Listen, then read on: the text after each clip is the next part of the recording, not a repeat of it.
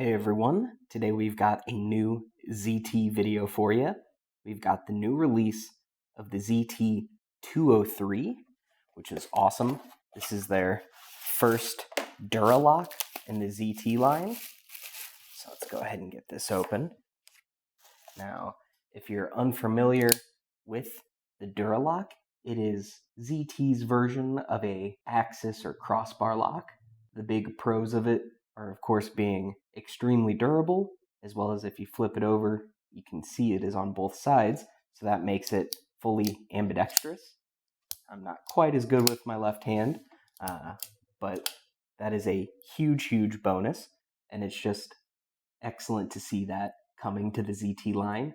They've been using it for quite a while now in their Kershaw line, but they've really nailed it here on the 203. As you can probably tell, this is a very large knife. It's just a massive drop point blade there. You can see how the top tapers back to the spine there with that top swedge, and you do get some nice jimping along the spine as well for a little bit more traction and control when cutting. It's right about a 4-inch blade. If I can bring in a ruler here, you can see right at about a 4-inch blade with just shy, I'd say about 3 7/8 of that being your cutting edge. And then the overall length of this bad boy is about 9 3/8, I'd say. I think that's right about right. And yeah, on that blade, this is in CPM M4, one of my absolute favorite hard use tool steels. And with this gorgeous PVD coating, that definitely helps combat the little bit of corrosion resistance that you lose with it being a high carbon tool steel. And then for deployment, you of course can just use the DuraLock itself by disengaging the lock and flicking your wrist. That is a very fun and fidgety method of deployment. But you can see you also have dual thumb studs for, again, ambidextrous right or left hand deployment, which is cool. And sticking with being ambidextrous, you can see down here on the pocket clip, that is a pretty deep carry stainless steel pocket clip. You can flip that over. It is right or left hand tip up only carry, but again, fully ambidextrous. And while we're down here talking about the handle, you can see these really nice 3D machined olive G10 handle scales. They have lots of texture and like jigging in there in the center, so I'll give you plenty of good grip in hand. And if I flip this onto the spine, you can also see that that is full open construction with just a couple barrel spacers there. You can see that this does have stainless steel liners on both sides, and they are full stainless steel liners.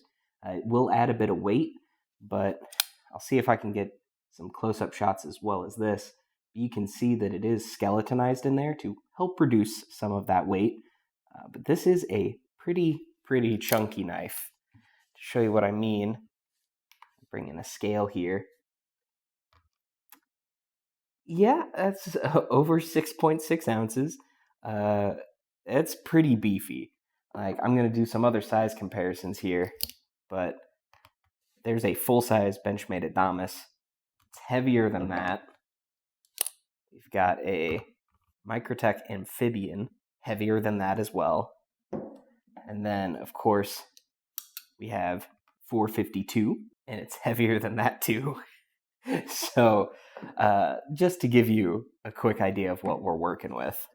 Now I'll do a side-by-side comparison with all of these, and you can see, again, this is the full-size Adamas, not the mini, and not many things out there kind of make the full-size Adamas look small, but this is kind of one of them. Not by a lot, but you can definitely see it's quite a bit bigger. And then taking a step up, the Amphibian here is a step closer, but again, still not quite there. And the closest, at least in overall length, is that 452. It is dang near identical in overall length. The 452 does give you a little bit more cutting edge. You can see that the blade is just bigger overall on the 203 here. ZT's really pivoted more towards like a sleek, slim, modern folder as of late, but I'm really happy every time they release a big, chunky, bulky knife like this one. But overall, I think that pretty much covers everything on this one here.